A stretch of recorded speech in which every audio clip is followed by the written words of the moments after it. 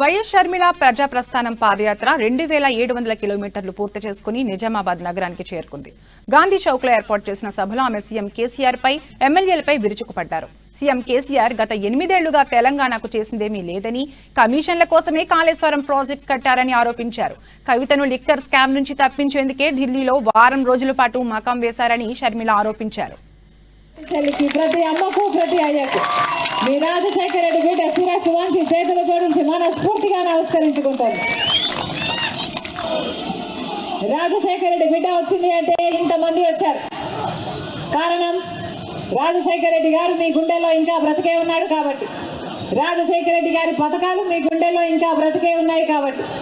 ఎప్పుడో 13 సంవత్సరాల కిందట రాజశేఖర రెడ్డి గారు చనిపోతే ఈ రోజు వరకు కూడా ఇంతమంది గుండెల్లో, కోట్ల మంది గుండెల్లో రాజశేఖర రెడ్డి గారు ఇంకా బ్రతికే ఉన్నారు అంటే మరి వాస్తవానికి రాజశేఖర రెడ్డి గారు మరణించినట్ట, లేకపోతే ఇంకా జీవించే ఉన్నట్ట? మహానేతకు మరణం లేదని మరొకసారి నిరూపించినందుకు రాజశేఖర రెడ్డి బిడ్డ మనస్ఫూర్తిగా కృతజ్ఞతలు చెప్పుకుంటుంది.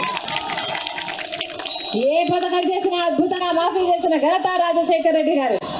అసలు రైతులకు ఉచిత విద్యుత్ ఇవ్వాలి అని మొట్టమొదట ఆలోచన చేసిన నాయకుడు ఎవరు? రాజశేఖర రెడ్డి గారు. అసలు పేద బిడ్డలు గొప్ప చదువులు చదువుకోకపోతే ఆ కుటుంబాలు ఎప్పటికీ పేదరికం నుంచి బయటికి మంది బిడ్డలు డాక్టర్లు, ఇంజనీర్లు, ఎంబీఏలు, ఎంసీఏలు పైసా ఖర్చు లేకుండానే చదువుతున్నారు. ఈ రోజు లక్షణంగా ఉద్యోగాలు చేసుకుంటున్నారు కదా.